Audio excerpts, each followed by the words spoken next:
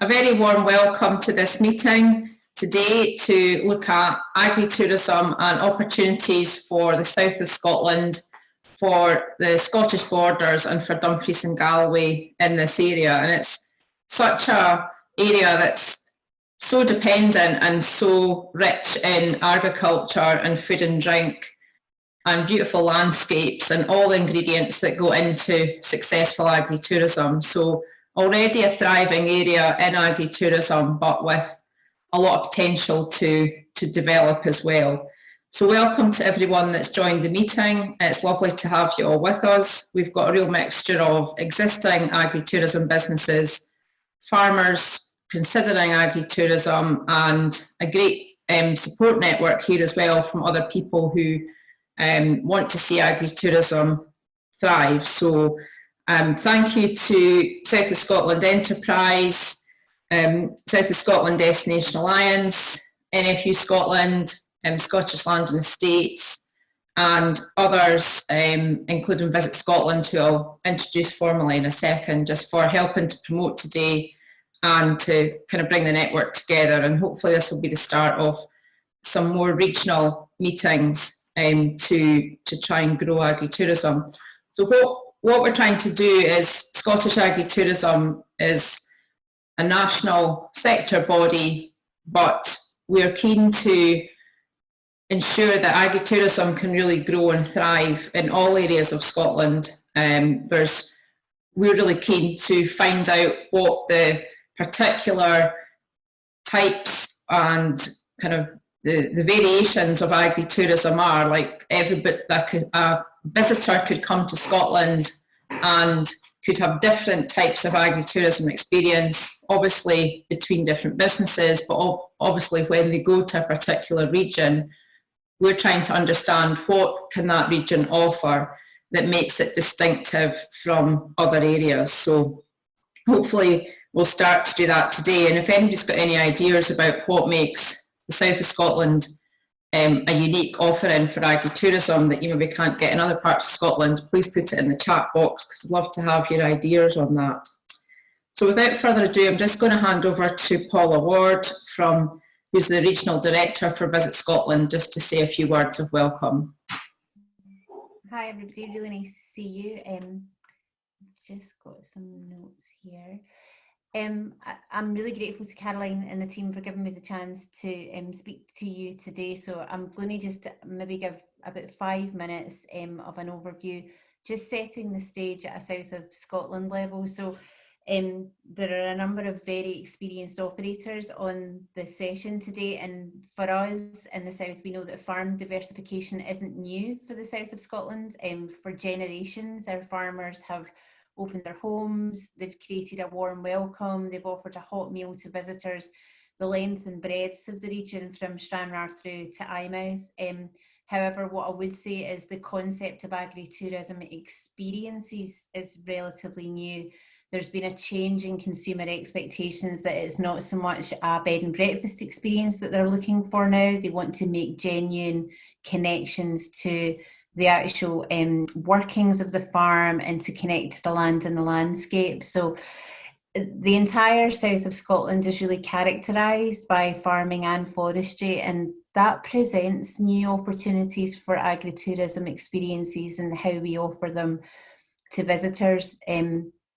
There's a number of consumer trends in the visitor economy sector which are a perfect fit for agri-tourism. There's a change in zeitgeist towards social and environmental consciousness. There's a desire for healthier food. There's a specific interest in food provenance, local produce, understanding what the ethics are around farming and making sure that our animals and our livestock are well cared for. Within a south of Scotland policy context, the policy and the funding landscape has really for the last, well, I've been here for 10 years, and I know that definitely since Foot and Mouth, so for a 20-year time period, there has been specific funding, and I believe just there was funding available before Foot and Mouth that supported those diversification opportunities, really to expand on the core farming and forestry product. not to encourage the demise of those core products, but really to further enhance the commercial viability of the core businesses and to encourage innovation. Over the course of the time that I've been here, I've seen a host of successful investments being made over the years by the European structural funding programmes, which included LEADER and EDRF. For example, in the last LEADER funding programme, there was support of new visitor experiences across products such as Ernest Pay Farm Park, Three Little Huts, Scenic Farm Alpaca Trekking, Cree Valley Lodges, Ethical Dairy, Neth Hill Sheepdog Holidays, and my personal favourite in the Borders is Fluffy Moos at the moment, which is a really wonderful agri-tourism experience, and it opens up that culture of preparing animals for shows and for agricultural shows to people that are from the corporate urban world. They've never had exposure to this, and it teaches them something really different, which I think is a wonderful innovation in terms of product. I'm really privileged to have worked on both sides of the region as part of the leader team. So I sat on the funding panels for those projects as they came forward. So I've got a really intimate knowledge of a lot of those operators and where they were coming from when they wrote those applications. I've also had the privilege of Caroline asking me to join the selection panel for the most recent monitor farm project that took place in Dumfries and Galloway. That monitor farm project selected the application that came from Duncan McConchie and the McConchie family to review and interrogate the next stages of development for Lagan Outdoor. That project, on conclusion, had then given birth to an incredible new project for our region, which was GG's Yard. It was a rural venue of excellence. It can cater for up to 200 guests. There was the investment in 18 Seaview Snugs and a hilltop bistro. So at the peak of employment, this business employs over 85, sometimes over 100 members of staff. Those types of projects are absolutely critical in creating the right employment conditions in a rural environment. It's hard to keep our young people in the region. They tend to leave and go to university or leave school, and they don't have jobs where they can get onto the process. And it's these types of investments that are really critical to keeping young people in the area. I guess the beauty of the agri-tourism sector, though, is that not everything has to be that size. Every business is different, and I think that's the beauty of Agri-Tourism Scotland, is that it's delivered on a peer-to-peer basis. So there's never a situation where you're trying to always be someone else. At some point along your journey, you'll have the chance to connect into other experts who have either walked your journey or can give you really good detailed advice and guidance and feedback. And I think that's one of the things that I love about this project, is that it's peer-to-peer and you can walk that journey with someone else. As part of the preparation for the creation of the new enterprise agency, and indeed for the development of South of Scotland Destination Alliance, which is now our recognised DMO for the South of Scotland, a detailed market assessment was undertaken in 2019. And it looked at a market assessment and a gaps analysis, and that was conducted on behalf of the enterprise agency. In that report, agri-tourism was clearly identified as a growth opportunity. That means there's a recommendation in there that looks to encourage building strong connections between food production, farm experiences and investment in the infrastructure that's required in order to further the agri-tourism sector. So it's not just about marketing the experiences, it's about actually that entire process of what buildings, what infrastructure, what promotion and what connections, what networks need to be established. So the funding and the political landscape and the policy landscape remains fully committed to furthering agri-tourism, because it came out in that set of recommendations. At a Visit Scotland level, and I know I don't want to speak for Gemma from South Scotland Destination Alliance, but agri-tourism responds to the most recent trends that we've seen coming out from consumer studies. There's a propensity now, people want to have responsible and ethical tourism experiences. They want to be able to either give back at a community level, connect in a meaningful way to the host communities. They don't want to just come and strip us of our assets. agritourism creates an environment for innovation, and the visitor economy can't stand still. We continually need to rethink, what do we have as an offering to the visitor, because they change, their needs and their requirements and the trends change. So innovation for me is really nothing more than failing quickly, failing fast, learning from it, and then eventually getting to the sweet spot. And I think we see those characteristics coming through in the new products that are developed. For me, no two agri-tourism businesses are alike, because they're actually importantly rooted in your own stories, in your family's heritage, in your own farms, your own landscape. And I think that's where you get that true, authentic experiences, really, where visitors, they can come and they can connect and they can learn.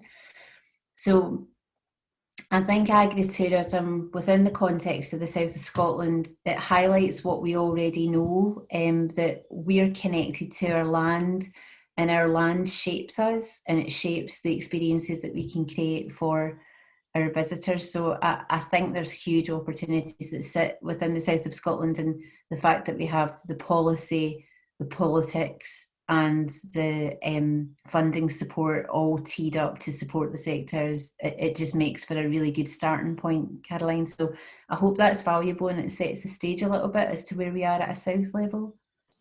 Thank you so much, Paula, and I do really miss being able to come down to Dumfries and Galloway. I was able to come down every month to 6 weeks for almost 2 years as part of the Monitor Farm programme, and I'm dying to be able to get out of my car and come south. So thank you very much, Paula. And I think one of the key things you mentioned there was just the agri-tourism, because we're not a corporate blandness. You do not come to one farm and it's the Hilton, no offence to the Hilton Hotel, but it's not the same experience from each business to each business is absolutely different. So we can give a really unique offering to guests, and it's also, we're not competing with each other, because the landscape, the farming type, the personalities of the family farm, they're all different. So we're not competing, and we're offering a really rich consumer experience to go to different places. So I'm just going to share some slides with you, if you just bear with me.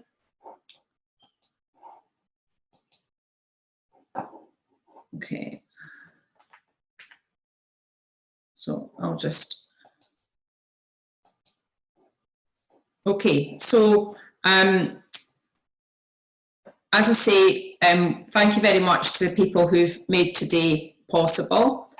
Agri-tourism, as Paula has outlined, there's various trends at the moment in terms of consumer demand, particularly coming out of COVID. We saw it last year when we were able to open again, the massive increase in demand to come to the countryside, to enjoy green space, to engage with nature, to have the best, freshest food direct from a farmer.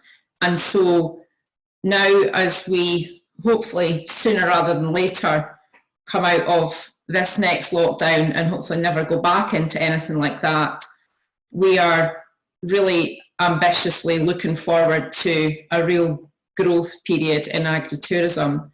And what we're really keen to do is make sure that it's not just a short-lived boom while people don't go abroad this year. We want to try and make a really good job of delivering a great experience to people who come to stay with us this year, who come onto farms for farm tours and experiences, who've changed to buying food direct from a farmer, and make it into a long-term trend. Of course, people will continue to travel internationally, and personally I can't wait to get back to being able to travel internationally. But in terms of agri-tourism, there's a good opportunity coming up to perhaps encourage people to take 1 or 2 short breaks at home, and certainly to do a lot more days out, not just for the next 18 months, but as a new thing that they do as part of their lifestyle. So this was a Herald article which was back in February, but basically you never really hear the words farming and revolution in one sentence, but this was about how farm tourism is revolutionising the holiday market. And the BBC and others have been picking up on this trend as well. This was before Christmas. This is one of our members, Fiona Smith, up at Westerton Farmers at Lawrence Kirk. So Visit Scotland and others have come out and said that agritourism is a key trend for tourism for this year and for next year. And so, as I said, we are really trying to get ready to market our sector and the businesses in it really well, working with Visit Scotland, and make sure that we can convert these people into new visitors that come all the time. In terms of agriculture, obviously we all know the family farming business is under pressure. Finances, being able to make a profit, being able to get a good return for what we do. And I know the word diversification is used with agritourism, but actually in the most successful countries for agritourism in the world, they talk about agritourism in relation to being part of agriculture and another route to market and to add value to your farming asset. So this is a change in mindset. You know, if you can get £100 for a fat lamb, if you can then add value by using that lamb to do lambing experiences, farm tours, people paying you to watch your dog round up the sheep, shearing a sheep, the time you actually come to sell that lamb, if you could actually double what that lamb would be worth or triple it, wouldn't that be a good result for the same asset? And a critical thing here is that agritourism is not about giving up being a farmer. We actually need to be farmers to be in agritourism. So it's not an either or. If you don't have the farming business, you don't have the agritourism, you're just rural tourism. So last year, our sector really came together well. We're a very strong network. Agri-tourism isn't a new thing. It's been around for more than 50 years. But over the last 5 years in particular, there's probably around 200 businesses, many of whom are in the south of Scotland, came together to support each other during COVID. We had weekly support meetings, and we started doing the live Lamathon tours, which I'll come on to in a minute. And that really strengthened our kind of resolve to work together. And we formed Scottish Agritourism as a formal sector body. And we do work with other industry bodies very much, but we're under the umbrella of the Scottish Tourism Alliance, which is the main tourism related body for all the sectors and all the destinations in Scotland. And Go Rural was developed back in 2012 as part of the Rural Leadership Programme, but that's very much our focus now, is on Go Rural as a consumer vehicle for promoting agritourism in Scotland. We defined the sector last year. There's no international definition of agritourism. It doesn't exist. I am quite well connected into various other people around the world who are doing the same as us, other leaders in agritourism, and each country has the same problem. They are working on an international definition just now, but we just got on and defined it, because without defining it, we can't kind of move forward to measure the value of our sector. So it's very much connected to being a working farm, croft or estate, which produces food. And food's the critical part as well. In many other countries, food experiences on farms, being able to taste the food, taste local food from other neighbours, the local area, is really a rich experience. And we want to put more agri into agritourism and more food experiences into agritourism. I'll not go through all of these, but I will point out a couple of things in terms of our priorities. Visit Scotland are being hugely supportive with our sector. We're working really closely with a variety of key people within Visit Scotland. One of the things that's going to happen in a couple of months' time is that we will send out a survey to every farming and crofting business in Scotland, and we will try to be able to measure our sector and also measure the interest in people entering the sector. And we're going to track this every year.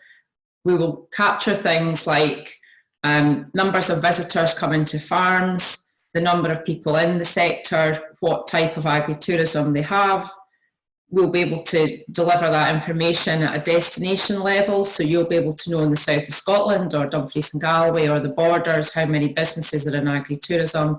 And those figures will really help us inform and shape policy which will support the sector. The other thing is the Go Rural side of things, using the Go Rural brand to signify we're a real working farm and croft, and collaborating with destination management organisations such as South of Scotland Destination Alliance and the regional food groups to make sure we really grow agritourism in every part of Scotland.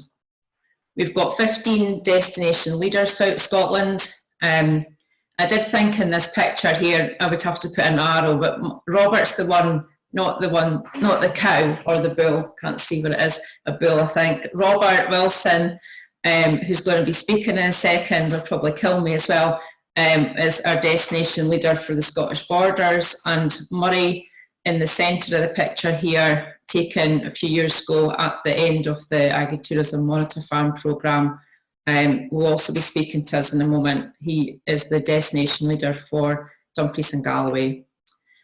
So it's really exciting things happening just now with Agri-Tourism. We have just kicked off the development. We just put a contract in place last week with a website company. We have a massive e-commerce project going on.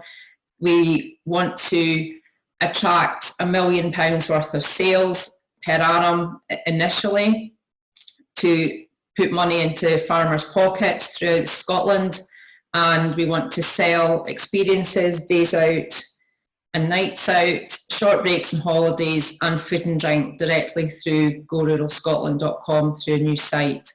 And we will also be listing quality rural businesses recommended by farmers on the site as well. So as an example, if you are a butcher that a farmer works with, or a farmer sells us meat into a local pub or restaurant, hotel, other quality visitor attractions that farmers would send their guests to if they were staying with them, for example, you'll be able to have a listing on Go Rural too. I'll not go through all of this, but I'll share this with you afterwards. But people will be able to search by region, and there'll be content for different regional. And this is where we want this kind of idea about what we're going to say about agritourism in Dumfries and Galloway or agritourism in the Scottish borders. I just highlight some of the things that came out of the Aberdeenshire meeting. When we did this, we're getting people to think about what makes it different going to Aberdeenshire, or what can we promote in terms of content. So people were talking about Doric and Bothy ballads and Sunset Song and things. So we're looking for the South of Scotland equivalent of this. And people will be able to search and filter by farms that produce different types of food, Scotch beef, for example, cheese, and we will also communicate around events to do with agricultural shows, where farmers' markets are taking place, and we will do a lot of messaging around safe and responsible access to countryside. We'll have a members only area, so this area is being funded by Visit Scotland through the new sector support grant, so we're very excited about this. This will be phase 2 of the website, but basically we'll have like a networking area in the back. We'll have a multimedia access area for press and PR to source our photography, and it's going to allow us to people be able to join online. Everything's going to be fully automated, so and each individual member, so if you join Scottish Agritourism, it's the individual who's the member in the business is also a member, so each individual will have their photograph, so people will know who this is. This is Carol from Aberdeenshire here, as an example. I'll not go through all of this just now because Lorna's going to speak, but I'll just say that as I reiterated before, Visit Scotland are being super helpful and supportive with our sector, which is making a huge difference. Lorna Reid is a farmer as well as a Visit Scotland manager, and Lorna's been given the job. I don't know if she's, I don't know how much she's enjoying it, but she's been given the job of working with our sector. So I'll let Lorna speak afterwards, but it's great to have somebody that understands agriculture as well as the consumer side. Campaigns that we've got planned for this year, working with Visit Scotland and other partners to promote, but we have a range of seasonal campaigns to really put as much money into our pockets as possible and spread the word about agri-tourism. So as you can see there, a whole range of things. The first one starts off with Lambathon, which starts on the 24th of March. And then we're going to have a big push in November. We want lots and lots of different farm events. It might just be a farmhouse dinner around your kitchen table for your community, or it might be a big ceilidh in a wedding venue or an event space that you've got. But we really want to do a lot of farm to fork dinners and really extend St Andrew's Day into the whole month.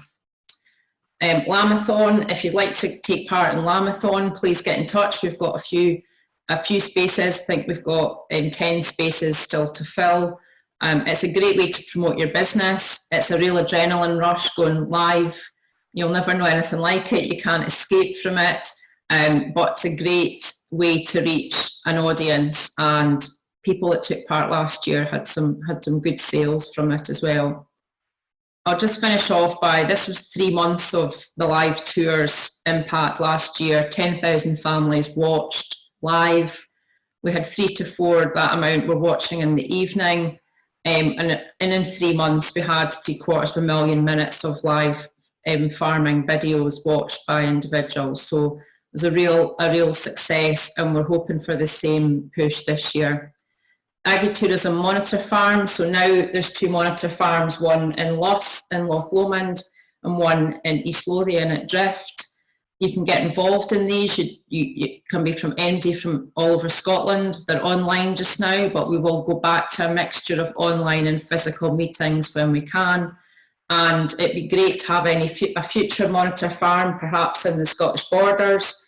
And we have had one in Dumfries and Galloway, but it's something that, we hope there will be more funding come forward for this. We also would love to work with South of Scotland Destination Alliance on maybe get some big go rural cows and set up some agri-tourism trails in the south of Scotland, look at cross-selling between agri-tourism businesses and do some live tour training. We've got 2 really good live tour businesses. One's Kitchen Coups and News. They do live tours brilliantly, and one, Robert Wilson, who's coming on to speak, also has done some training in this area and is very good at doing live tours. So about doing some peer-to-peer support to help each other. And that's me just now. So I'm now just going to pass to Alison. Alison, are you okay to come in? And I will just I'll just work the slides for you, Alison. That easiest. Okay. Okay. Very good. So I was going to introduce you, but do you want to just introduce yourself a little bit better than me? I know a few of you anyway, so thank you very much for having me along today. I am not based in the south of Scotland. I'm based at Old Leckie Farm, which is in central Scotland, just west of Stirling. And I guess what I've got 3 or 4 slides just really to talk you through our sort of agri-tourism journey that we've been on over the last few years. Excuse me, Annika? Yes, you stopped going. Sorry, homeschool, get off.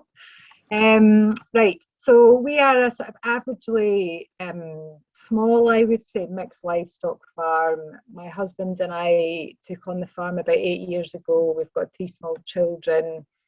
Very typical, I guess. We've got a suckler beef herd of 60 limousines, and at that point we had about 300 odd sheep on the farm, and that was sort of where we were at. And I guess when we started thinking and looking at the books, taking the business on, our objective for what we wanted out of agri-tourism, Sorry. okay? Sorry. Yeah, and thinking about, give us a couple of clicks on if you can, it was very much about how do we be sustainably actively farming, but without the requirement for subsidy. So what we understood was if the subsidy went away, we had no business. And so I suppose our diversification, much like many of you and many farms, was about how do we build that bit of resilience in. So I suppose we both had some experience of kind of working out with traditional agriculture. I've done lots of different things, been involved with tourism as well. I probably like people more than my husband does, and he also has another job, so it's tended to be my side of the business, if you like, that's kind of influenced and pushed some of the agri-tourism that's there. So we've really slowly evolved sort of organically, I guess, over the last 8 years and what we've been doing. If you want to click us on, Caroline, we'll have a look and just see what we do offer now on the farm. So we initially started with some self-catering farm stay accommodation. We did some work repairing some buildings. We put some accommodation into there. We've got another smaller sort of unit on the way. And if you like, it's very much been aligned even back to then about supporting our core agriculture business for us. It was about paying off the bank loan that my husband wanted to take to build farm sheds, buy equipment and maintain, if you like, the kind of animal side of the business for that. Through doing the farm stay, we started taking our guests out on tours around the farm. We signed up with the Royal Highland Educational Trust and started doing school trips. Then had people saying, oh, this is actually really interesting. I wasn't brought up on a farm, so I totally understood that farms are fascinating places. And also I was beginning to really feel that why had I never spent much time on a working farm myself? And just that there's this real disconnect, I think, especially in Stirlingshire, which is a real mixture of kind of urban and rural areas, that a lot of people didn't have that connection onto real working farms anymore. So we commercialised our tours. We started with smaller kind of group tours for families. And I guess as our confidence has grown over the years and we've become better at understanding how we get a return for our time, how we manage groups on the farm, how we can give a really or understand what our customers' needs and desires are and adapt our product. We now go all the way through the range to large coach groups of sort of 40 people getting off. And before lockdown, we had some success in really targeting some sort of higher value tours, either by virtue of the number of people that we were able to deal with or the addition of food offerings into our tours, which really let us, if you like, increase the value of what we were able to offer. I suppose on the back of the tours, we then were thinking about, the bank wouldn't lend us any more money. What could we do? We were still looking to develop our offering. We've always been really interested in food, and the fun for us in farming is knowing what we were producing. So we moved into small-scale free-range eggs. We then started planting salad leaves, everything really fresh, everything really tasty. And we then started on our journey of how do we start killing and eating our own meat and selling that to other people in a legal manner. And some of you will know what I mean by that. It's not entirely clear sometimes what's involved in that sort of step of doing it. And it's actually not very difficult. But we just started small and built that up. So here we are really, I suppose, kind of eight years on. We've got a fairly comprehensive package that very much sits with what we're still doing on the farm. The bulk of our animals still go off the live market, but we're probably slaughtering and selling maybe 12 kind of cattle beasts every month. We could sell probably, I don't know, get our way through 100 live lambs, about 100 lambs a year being sold. We have outdoor reared pigs, we sell that as the pork, and we've got 1,100 hens. On top of that, we do the accommodation and the tours, plus run the business, and it all just works really well. So I guess one of the things I was thinking about today was there's some people, I guess, that have gone down the agri-tourism route where the agri-tourism business it's almost a complete business of its own right. It's at a scale where, like Lagan, 85 people, it's incredible.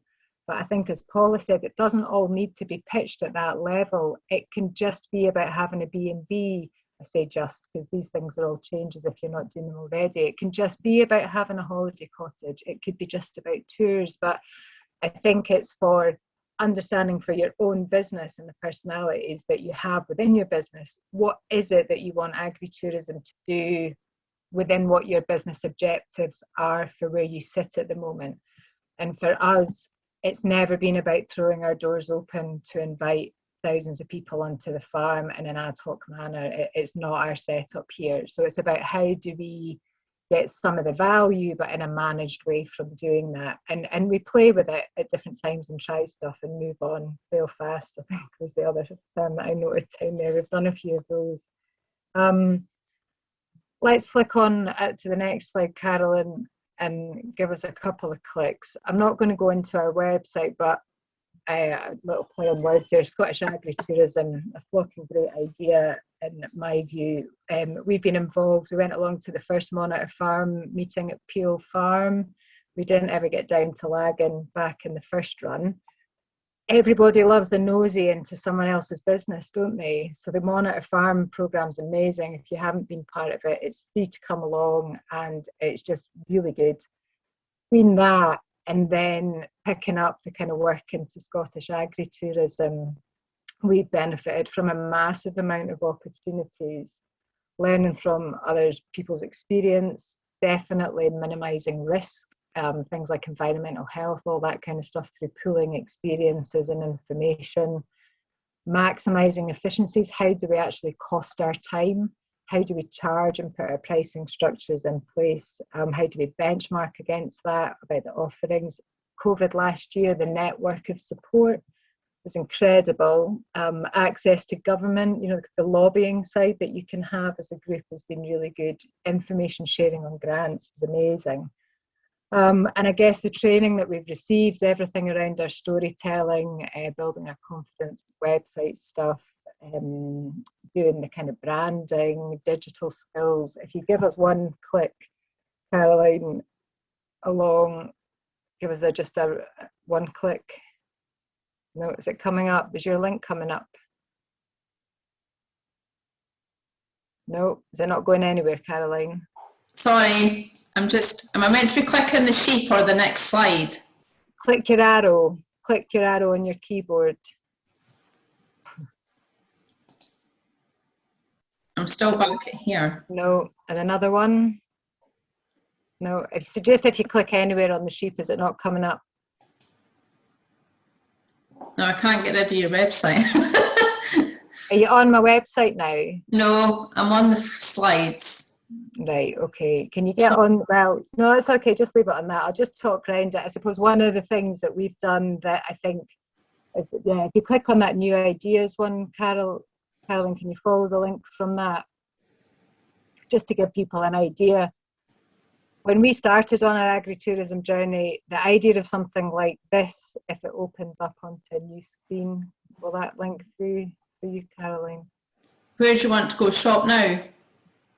Yeah, is that pulling up on the shop? I can't see it on the screen though. Yeah, it's on the shop. Is anyone else seeing the shop site there, or are you seeing the screen with the sheep? Okay, we're just seeing the screen with the sheep, Caroline. Okay, sorry. Right. All right, no, it's okay, don't worry about it. I was just going to show, so we're just literally launched our online e-commerce platform, which is basically moving all our online food orders onto an online ordering system. So we've got over 200 customers a week now that we deliver to in the local area with a mix of our produce. Obviously, we sell that to the people staying at the farm stay. We sell that to people who come by the farm to pick it up from the shop. And that's been amazing. And it's not difficult to do, especially on the meat side. All you need to do is find your abattoir, find a butcher, come up with a cutting list. If you don't know what one of those is, you just ask for the network and someone, there'll be folks that would share that and have a freezer. bang it in the freezer, and you've got your meat there for 3 months, best before dates, super easy, and then you sell it to anybody and everyone. It is pretty straightforward. And that's really augmented what we've kind of been doing there. And I think from an agritourism offering, we can now add a lot more value to what we're doing because we can use the food side of it and add that in. And the response we've had to that in terms of making a connection to our local community has been amazing. And people love that fact that they can come and walk through the farm and then they can come and buy the food that we're producing. So it's been brilliant for us. And it's definitely given us another kind of profit stream that we didn't have before. So jump onto the last slide there. I mean, I think Caroline picked it up really well. At its kind of core, we are all producers in what we're doing. It is the unique selling point of agritourism that sets us apart from the other rural tourism offerings. But I think from my perspective, being involved with the network, it has been about it being inspiring to me, because not only, I suppose, do we see what other people are doing, but it is about that positive community, and it's about the positive impact that working together we can do. I think Caroline's slide, if you read it, that middle box that said sort of about strong community, is all those things that to me I think are the most valuable. It's about being involved with people who are outward looking, who are flexible, who are proud and creative about failing and trying again. And it's just about being really passionate about who we are and what we do and why we do it, and being really open and honest to have that dialogue with anyone and everyone about how we're doing it. And I just think that in the current climate for where we're at with agriculture is hugely sort of important. So for me, I think it's just about being in good company, really, and about feeling that we're presenting the very best face of Scottish, agriculture out there. And yeah, that's just, I suppose, a bit about my journey. I'm happy to take a few questions if anyone has. I'm afraid we've got a cattle going off to market, so I've got to scoot out and get them loaded. But yeah, thanks so much, Alison. I think you'll all agree that Alison is a really inspiring speaker, and her business is hugely inspiring. It's a great business. It's a great example of agritourism, and on these regional events, we've had like people coming from other regions, and Alison's the Stirlingshire destination leader. So Alison does have to go off and take some cattle to market. So if MD would like to ask, we've got time for just a couple of questions. If you want to, MD, want to come in and ask Alison anything, or I can put you in touch with, if you've got any questions afterwards, I can certainly put you in touch with Alison as well. I advise you to definitely go on a farm tour there if you're looking at how to do farm tours, or go and stay for a couple of nights in Gorgunnock if you're needing a holiday. No, it's a great agritourism business, fantastic example. So thanks very much, Alison. Now going to hand over to Murray, who most of you will know, but I'll just go back and share my slides, and I'll hand over to Murray.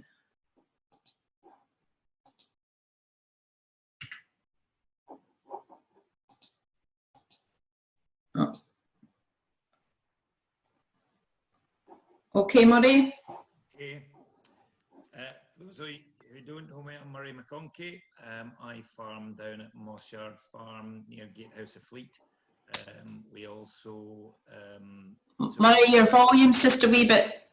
can't quite hear you. I don't know if that helps. Is that any better? I don't know if you can... Is that any better? A wee bit better. You're a wee bit faint, but you might have to shout. All right. I'm Murray McConchie from Mossyard Farm down in Gatehouse of Fleet. We are beef and sheep farmers, and we have since sort of broadened our horizons into agritourism. Do you want to go on to the next slide, Caroline? So we have farmed at Mossyard since 1911, when my great-grandparents took on a tenancy from the estate, Cardness estate next door. That was then, due to death duties, we managed to get the opportunity, or my grandparents got the opportunity to buy the farm in 1958. I suppose, looking at the agri-tourism side, my grandmother and grandfather were the first people to start our agri-tourism journey. And that would start before the Second World War. I think the day war broke out, we had 80 tents and caravans in a field on the farm. And then I think the day that, literally by the second day, they had all had to leave. We've been very restricted over the years by a National Trust, Scottish National Trust covenant that's been put on us when we bought the farm. But we've managed to work our way over the years to have what we do today. So, you know, it's been an interesting journey. Certainly, I came home in 2004, and then little brother's at home now, big brother's at home now, mum and dad are still here, uncles are still floating around. In the photo here, we've got my granny, who sadly died this year, or it was actually just the end of last year. But she's been really the inspiration for our family to take things forward. Can you go on to the next slide, Caroline? So we were lucky enough to be an agri-tourism monitor farm back in 2015, and that's when things really sort of took a turn, not for the worst, obviously. That's when we met Caroline, and our business has never really looked back since. I have to say that and mean it. It was a brilliant experience. We were all we all sort of scratched our heads and weren't sure. Little brother he was keen to take on the agri-tourism monitor farm, but I thought it would be a great opportunity to have people from outside the industry looking in and seeing where there are opportunities. So we all signed up to that, and it's been a great thing. One of the key successes to our business, my own personal business, was the talk on succession. And we all decided through the agri-tourism farm that really we should look at where our businesses go from that moment. And the three brothers all being at home with their wives, things started, they do tend to get a bit niggly. Everyone has different opinions. Duncan wanted to grow faster than everybody else, and everybody has their own ideas, and we felt that it was time to split the businesses. My parents were both very keen for us to do that as well, which was tremendous. There's so many farms out there where parents will not let go. So at that point, we started discussing how we could move forward with our business. And we ended up dividing our businesses, which thankfully were three individual businesses in their own right. Duncan had the outdoor centre, Big Brother had the caravan site in Lodge Park, and I was working on the farm alongside my father at the time. And that's really where my own personal agri-tourism journey started. From that, I went on to do the Rural Leadership programme through the Scottish Enterprise, and that in itself was a great programme for me. It's given me a lot of confidence to take the business forward. Meeting like-minded individuals that are developing their business, so we once we finished that program, we came back and I sat down with my wife Amy, and we sort of said, right, where are we going? We need to figure out how we're going to make our business sustainable. If you can go on to the next slide, Caroline. So within the farm split, we took on one of the holiday cottages, which was an agricultural. It was already a holiday cottage, which Big Brother and his wife were running, but through the splitting of assets, we took on this cottage, which is Edenville, and that's the one in the top right-hand corner. It had a huge garden that we felt was just a waste of space. I spent all my summer cutting the grass. We looked at options and we managed to get planning permission, and we built Curlew Cottage, which is the top left-hand corner.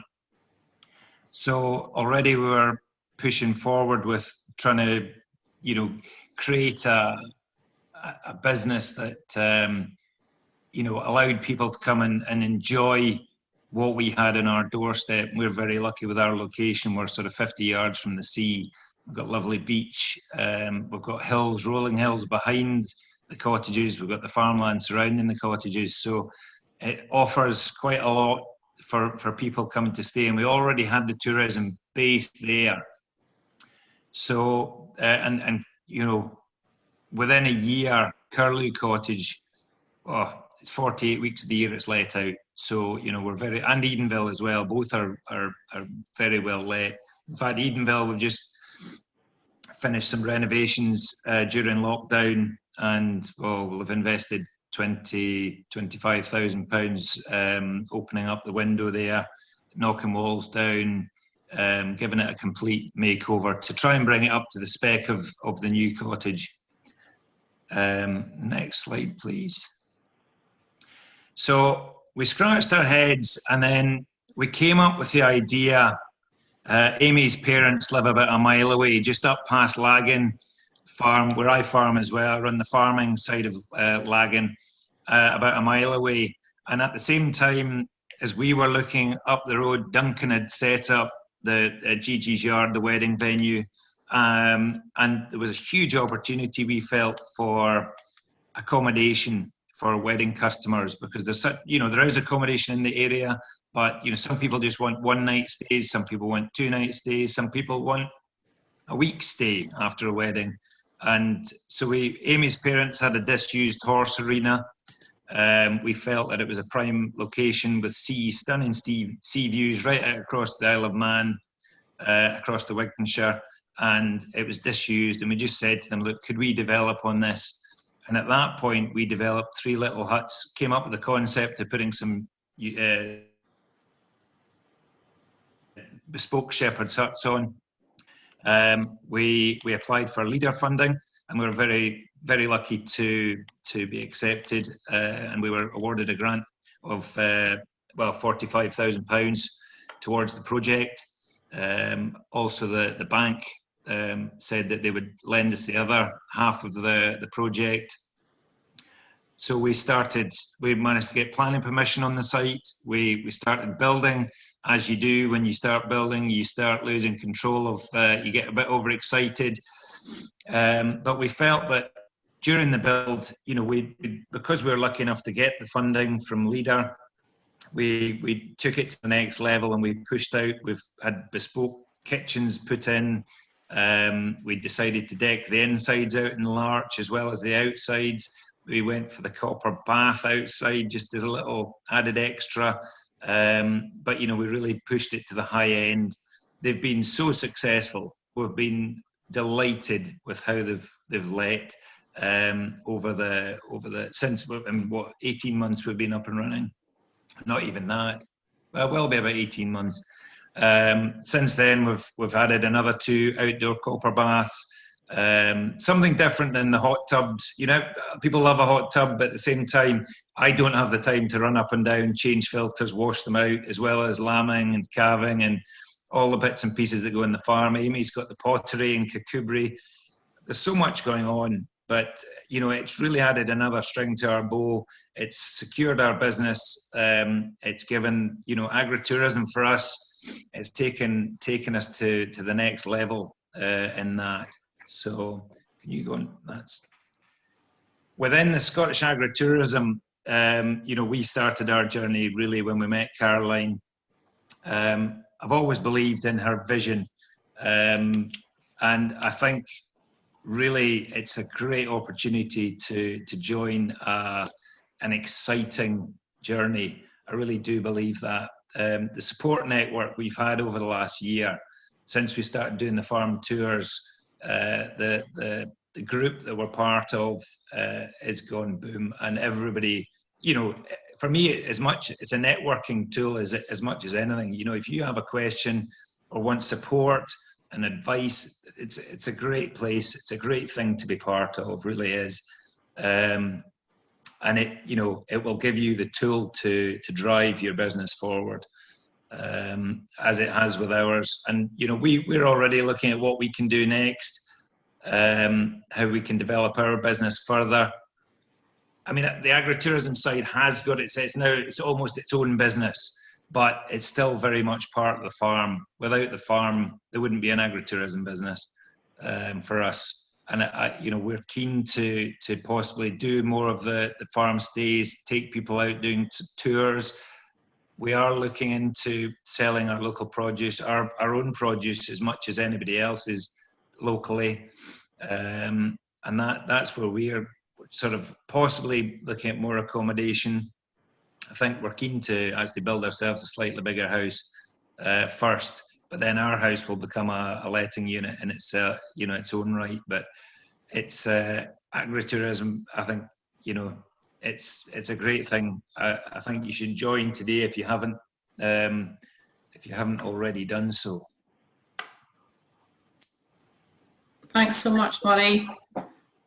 I'm always amazed by the transformation in you, Murray, that you, when we did the Monitor Farm project, the other two brothers were in tourism, and you weren't really.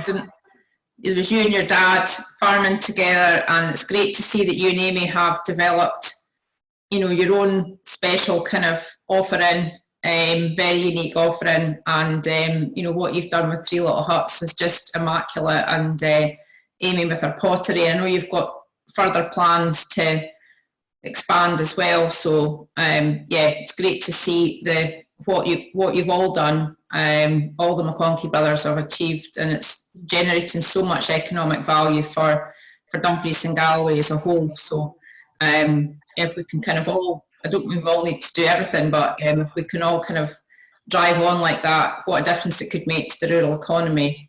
Absolutely. So thanks so much, Murray, for your time today. So our next speaker, we go over to the Borders, and we have Robert and his wife Lucy Wilson there, and good to see you both. And I'll just share my screen again, and then after you've spoken, we'll take some questions from you both. So.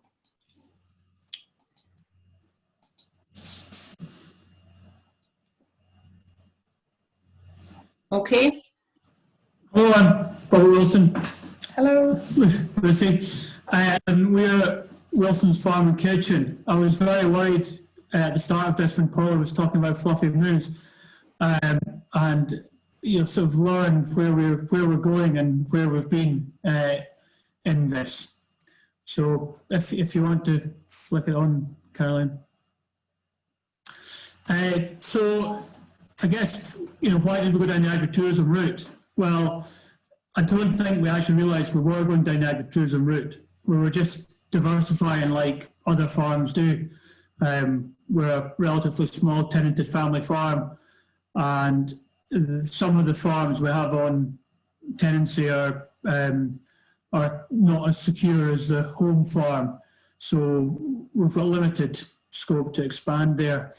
Although we might be able to keep the land in 3 or 4 years' time, it'll be more on a contract farming arrangement. And then add on to that, obviously, the concerns with the future of agriculture, with Brexit, and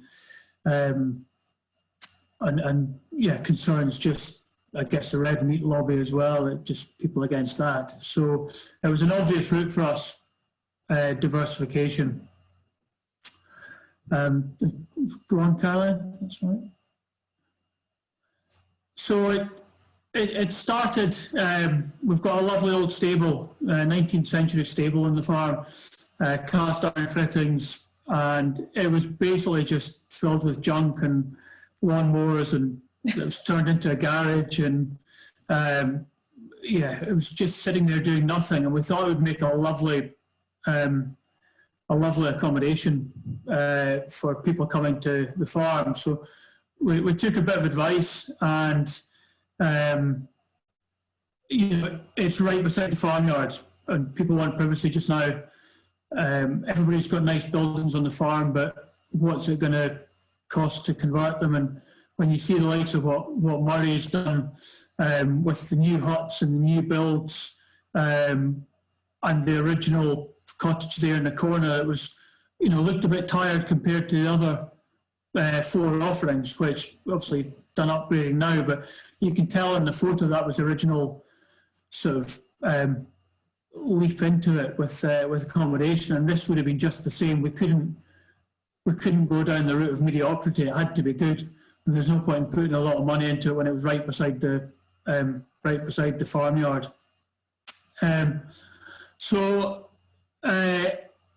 Our plans moved, and as Paula talked about with our offering there of bringing people out onto farm and educating them and show cattle training and with hen parties and things like that. It was plans moved towards that. So, and we managed to secure some leader funding, which was about 37,000. And without the project, we wouldn't have been able to do this to such a degree. And we are grateful for that, although it may have aged me a little bit in it. So if we could go on to the next slide, that'd be great, Caroline. So these are some of the things we did. We did a farmer assault course and the show training, lassoing. We had a pig agility course as well, which people took pigs around an assault course over jumps and through tunnels and things, which on some occasions we were just slightly concerned from a welfare angle. Nothing was ever hurt, and we knew the animals were all safe, but some of you could just see people just a wee bit worried. So it was a lot of fun. It was relatively successful, maybe not as much as we wanted it to be, but it was growing. So if we go on to the next slide. So obviously we started that in 2017, and the Monitor Farm project came along in 2019, and it made us rethink a lot of the aspects of what we were doing, how we approach the business. Like Alison was saying about costing time, things like that. It was probably some of the days in Fluffy Moos definitely didn't pay for us when we reassessed our time a bit differently, and the skills and the different ways to develop our offerings and look at what the customers wanted and were looking for. They helped a lot, and Alison, went through some of those skills that we're all learning about the digital and the e-commerce, and it massively helped us. So obviously with COVID stopping us, all our activities were group bookings and people coming from all around the country, then it gave us a little bit of a chance to have a rethink. So next slide, Caroline, please. So because we weren't doing anything, Lucy decided to do a bit more catering. Lucy has been catering for the days we had in Fluffy Moos, and on the Facebook page when reviews came in, the activities were good, but the food was great. So it was a natural development for Lucy over the last year. And Lucy can't speak, but I'm just speaking. I don't need to think I'm doing this male thing. No, you're fine. Let me go. Okay, so the Lucy's customers were very much appreciating the authenticness of the food, using our own beef, and there was just a natural fit to move forward. The trends that we've learned through Monitor Farm meetings, through Visit Scotland advice, are what was said at the start of the meeting about people looking and to engage with the local areas. So moving forward, we're going to be very much a food and farm based offering, specialising in local and seasonal food. We still have the opportunity to do the training, the show cattle training side, but we can do that through the pedigree side of the business. So, but it just didn't fit, like eating Fluffy Moos. It wasn't. We just didn't think it was just quite the right fit. So that'll have to be run through the pedigree side of the business. I can't see the bottom of my slide, so I wasn't sure what was going to go on. But anyway, the support we've received from, through the Scottish Agritourism sector in the last year, just it's not been as helpful for us because we weren't open, but some of the chat in the WhatsApp group, just people slashing costs, applying for funding, anything to help their businesses through some pretty rough times when it was such a core part of the business. But going forward, and in the last wee while, as things are looking to open, it's been essential for us. Support of Caroline behind the scenes is outstanding. I don't know how she must put up with all the WhatsApp messages and the emails, but it's such a great rock to be built on, the Scottish Agritourism network, and we're really confident with it going forward, and look forward to development in the e-commerce side of it as well. So yeah, I think that's probably it. I was told 10 minutes and my timer says 27 seconds. So Robert and I have got an ongoing sort of discussion about timings, but you did very well there, Robert. That was great on time. I'll not mention your live tour that went double over time at all.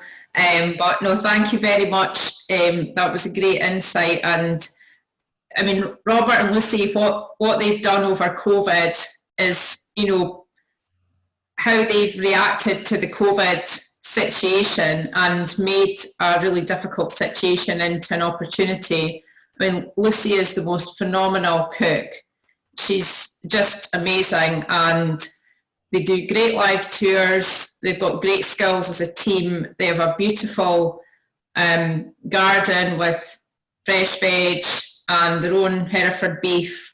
And I think, the combination of the pair of you skills and what you're planning to do now, going forward with a more food experience side, is right on trend with the demand there from consumers. And I think there's a significant opportunity for your business. So we look forward. I really can't wait to see what happens with Wilson's Farm and Kitchen over the next 18 months to 2 years. So thank you very much. So we're just going to have 5 minutes for questions before we hear from Lorna Reid from Visit Scotland and also Gemma from South of Scotland Destination Alliance. So I'll just check the chat box. Lots of people saying how nice Lucy's food is. Someone just asking, Paula Ward mentioned fund and support, set up a farm diversification agritourism venture. Can anyone steer me to full information? So my understanding at the moment is that there isn't any farm diversification support schemes live at the moment. I think Leader, unless I'm corrected, is this phase of Leader is finished. But one of the things that we're really keen to do, we're speaking to Scottish Government about, is the next round of support for development of agritourism, but also to make sure that any future support, whether it's through Leader or, we've had different schemes over the years. We've had SRDP, we used to have the Farm Business Development Scheme, but to make sure that they match kind of the ambition for agritourism overall. So So unfortunately at the moment there's not any funding schemes, but we will be making sure that, putting pressure on to make sure there is, but also we would like any future funding streams to be around making sure that there's whatever's being proposed has a very much an agri experience element to the development, and also a food experience ideally as well, with either local produce or farm produce, just to kind of give that real, to take Scotland as a whole to another level with our agritourism offering. So okay, it's always great, these chats. Somebody's having a conversation about septic tanks. Caroline, could I? Yes, Paula. You mentioned earlier on that you're about to go out and do a full survey to your sector, and I think as the development of the recovery strategy for Scotland, so STERG is obviously the Scottish Tourism Emergency Response Group. They've been asked by Scottish Government at this time to put together a 5-year costed recovery plan. And I think that might be a really good space, that if you gathered any sort of, I guess, agritourism asks or plans that existed from within your sector, and a rough idea of how much support that would need at a national picture level, the discussion and the dialogue is definitely open around what money needs to be allocated over the short, medium and long term. So if you could identify, say for example, you survey the members and you survey the agricultural community, and actually there's 10 million quid worth of ask, but it would give birth to 50 projects, I think you're in a relatively good situation to present that. It's not to say that it would absolutely get approved, but it's very much they're listening. The Scottish Government is very much in listening mode just now. So I guess just to go back to, I'm not sure the full name, it's PTK, had asked about what funds were open just now, and I've just put in the chat functionality. South of Scotland Enterprise, if you're in this region, they are open to taking inquiries at the moment around innovation, and what if there's a specific idea to either adapt or diversify your business, organisation or community, they're actively seeking that kind of contact. So if you are in this region and you've got an idea, I would get in touch with them, just give them a ring and start the discussion. Thanks for that, Paula. And so just a couple of things. One is that Agri-Tourism was represented as part of the response to COVID. So it was on the task force for that. So we fed in an ask to government for the recovery from COVID at that time, which I think has been taken forward. But we have a lot of data from our members on what people's ambitions are, what investment they want to make, what plans they have, and what they need to do to be supported with that. For example, we have 30 businesses with pretty much fully costed out business plans who would be ready to receive kind of some capital grant support that have been working with us through the Monitor Farm programme. So we have things there that are ready quite quickly to be supported. But also obviously the May information that's coming out from the survey after probably June, July time will be a more kind of like longer term sort of strategic piece as well. But also there's a question there about the next Agri-Tourism Monitor Farm programme. So the last time there was a 4-year gap between one Monitor Farm programme ending and the new Monitor Farm programme. So our members and the businesses are really keen that there's not a big gap, that we go into the new phase of Monitor Farm programmes. There'll be new Monitor Farmers that might be in different areas, could be in the Borders or Ayrshire or Aberdeenshire or wherever. But I think that we've asked for that as well in the recovery piece too last year. So yeah, so that's all good. We just need to keep up the consistency. We can't have like a drop off really in that kind of knowledge development. So okay, so I'm now going to ask Lorna Reid from Visit Scotland to speak. Are you okay if I make you co-host, Lorna? You're probably safer with my internet if you're okay with my couple of slides, Caroline, if that works. Yeah, for me to share them. Yeah. Okay, right, I'll just be a second because. Hello, everybody. I guess I'll probably summarise by saying I think Caroline hinted earlier on about working with the group. I can just say it's been an absolute privilege to work with such a dynamic and very can-do attitude group of people. It's been a group that have just taken all the challenges that COVID have thrown at them and found a way, you know, innovative, work together. Can't say enough. And I think that actually comes from sort of that farming can-do attitude. And possibly if you if you can think about how many variations of what you can do with a piece of baler twine, I think there's a little bit of that attitude that there as well. I just very quickly, I'm conscious of time, I just want to say that in terms of my role, it's almost been a little bit of a sheepdog role, working very much across with Caroline and the group, but also working across many teams in Visit Scotland. Paula mentioned earlier about some of the trends that we've got coming through. So our role's almost been very much support in two strands. We've got the industry and the product development, making sure that, you know, Scotland and Scottish Agritourism is discoverable in channels that UK and international visitors are using. So that's, we're here to support both from an industry point of view, and my colleague, I noticed, Helena St. Clair, who's the industry relationship manager for Scottish Borders, is on the call today. So we've got a team there that are happy to support your business in terms of any advice that you need. We've got visitscotland.org, which has a huge amount of resources if anybody's looking for statistics for your business plan that back up some of those trends that we mentioned, like well-being, sort of connection to nature, and also some of the insights that are coming through from research that's been carried on from sort of intention to travel post-COVID. They are all very useful. Our key thing is making sure that the product that you've got is ready to go to market. So we're scaling Scotland, and we're also selling Scotland Agri-Tourism. Caroline, is it okay to maybe move on to the next slide? So I just want to give some examples when we say that we've been sort of sharing content with sort of UK and international consumers through our channels and sort of use of Visit Scotland as a window.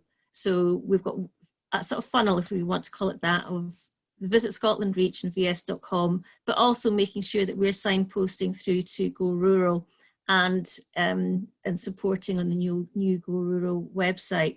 So we've got a team behind us to help with SEO and also content. We've got an e-zine team to help with emails, our social media team as well. Caroline, is it okay maybe just to go on to the next one? Duncan, make sure you go back and look at that blog about quirky accommodation. You might just see 3 huts mentioned in there as well. One of the wonderful projects I've been involved in was Lamathon last year. And this is just some examples of our social team sharing some Instagram stories. And it really performed. I think our best performing content on social is Highland cows and animals and lambs. Our Highland Coo Tuesday feature goes internationally, it goes viral. And we've actually just worked with one of the members, Kitchen Coos and News, having a GoPro on a Highland cow, and the virtual content was actually picked up by Lonely Planet and referencing Go Rural. So it's a really good way of extending our reach by all sort of working together. Are we okay to move on to the next slide? This is just a little touch of some of the PR that we sort of gained momentum on via Lamathon, but also Welcome to the Farm activity that continued last year. And it's very much all about storytelling. And Paula mentioned authentic experiences. That's really our job, to tell your stories. And for me, that is one of the wonderful things about being on the WhatsApp group, I am there silently lurking in the background, but when I've got a question and needing maybe some quick insights for our PR team, it's really helpful. Are we okay just to move on again? And again, our eZine channel has a huge reach to both UK and international audiences. And last year we featured Lamathon. So we had, you know, great response throughout the world. We're going to be running that again, supporting this Lamathon this year in either late March or in April send. We'll also be supporting again with some exciting PR and hopefully, you know, social media again, as we are still in lockdown, so we still will be virtual, but hopefully again, making sure that we're inspiring that, you know, propensity to have a visit when we can safely. And I guess the other element to that as well is raising awareness. I mean, we're all working together in this, and absolutely you can see the cut through and the momentum that the group have gathered in the last year. Everybody's wanting to connect to nature. Well-being is such a huge trend. Responsible tourism and that ethos about knowing where your Scottish food and drink is coming from, that is also supportive, you know, so important, and it really bodes well for the industry. I think that's my last slide actually, Caroline. Yeah. So basically, if I can just summarise, we have got industry relationship managers on the ground, Helene and for Scottish Borders and Ian Tunnelly for Dumfries and Galloway. We are happy to help in terms of any support you need for a Visit Scotland listing on vs.com or on our dedicated group travel site for travel trade suppliers. I'll put my email address in the chat. But as I say, it's a wonderful group, very great network that's going somewhere. So that's my Karen. Thanks so much, Lorna. And yeah, as I say, Lorna describes herself as the Go Rural or the Scottish Agritourism sheepdog. She literally is kind of like rounding us all up and getting us to do stuff, but she's also very good at opening all the doors within Visit Scotland. We've had support from the SEO teams, the industry relationship managers, the PR team. We've got a PR meeting on Friday to talk about promoting Lamathon. We have TV interested in covering Lamathon. So as well as Agri-Tourism, you know, being great from a consumer point of view as an experience that you can go and do or come on holiday to a farm, there are other benefits as well in terms of engaging consumers, informing consumers about what we do as farmers, our role, not just producing food, high quality food, but how we do it, the high quality welfare and systems, how we look after the environment, the role we play in our communities and our farming culture. So we feel that what we're doing is playing a key role for agriculture to really, you know, to sell Scottish agriculture really to consumers. So we want to continue to do that and to really ramp up. So if anyone's got any questions, just put them in the chat box, and Lorna or myself or Robert Murray are still on, and they'll be happy to answer them. So we're just about at the end of our 90 minutes together today, and I hope this is just the start of kind of coming together in a more regional way. I'd like to hand over now to Gemma from South of Scotland Destination Alliance, and hopefully we're going to be doing more at a regional level to work with Gemma and all her team and all of you to grow agri-tourism in the south of Scotland. So over to you, Gemma. Hi, thank you, Caroline, and lovely to see so many familiar faces on here today, and look forward to meeting those that we haven't had a chance to yet. I'm the project manager of the South of Scotland Destination Alliance, which is the newly formed destination management and marketing organisation for the south of Scotland, which encompasses the Scottish Borders and Dumfries and Galloway. It was set up last year, and I'm just going to give you a quick snapshot of some key things today, because my team are actually all on the call today. I see there's Sarah, Gowan, Leslie and Marianne are all on the call, so I would encourage you to reach out to them after this to follow up. So our ambition is to become a year-round world-class destination, and we want to grow the tourism spend in the south of Scotland to 750 million by 2025 and $1 billion by 2030, and increase jobs by 6,000.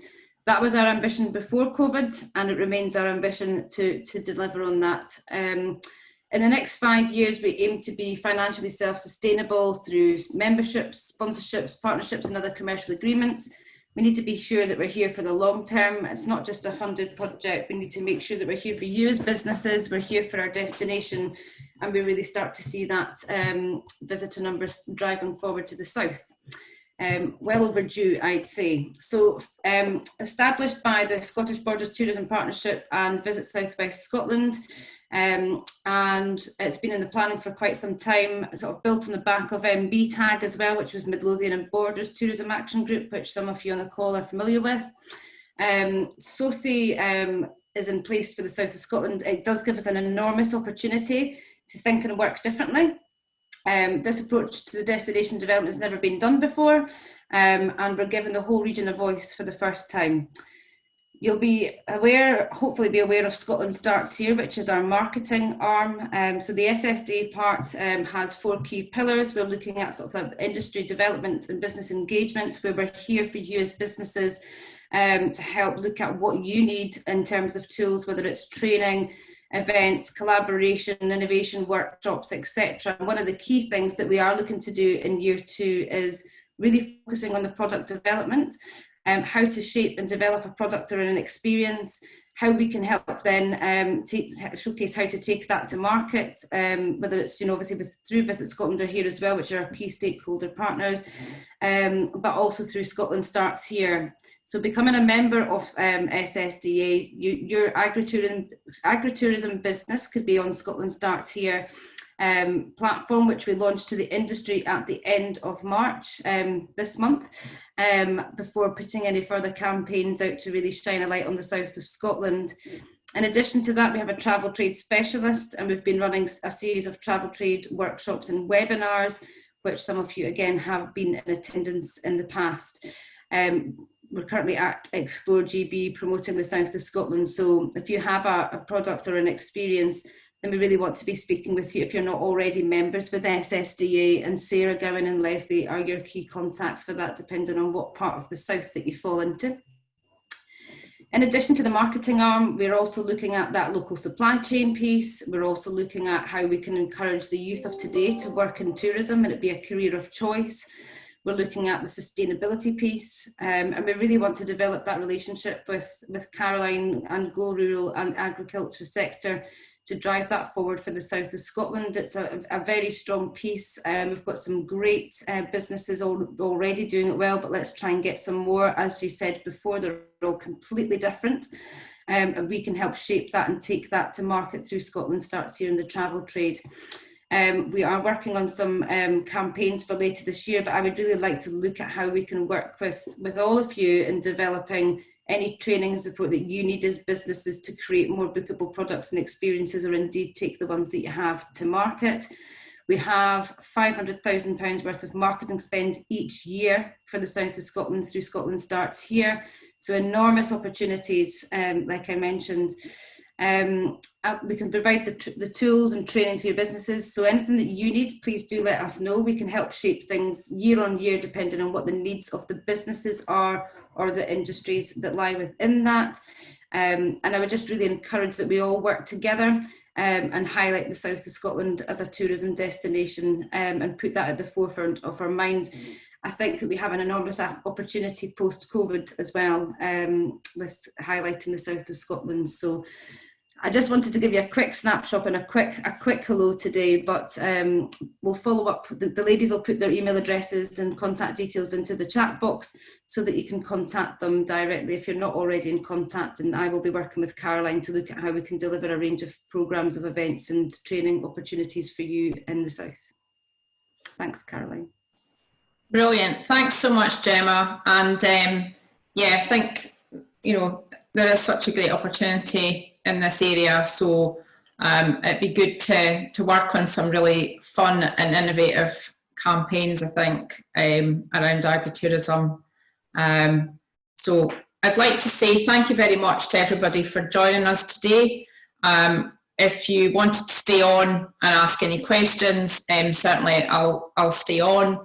But that's us at the end of our 90 minutes now.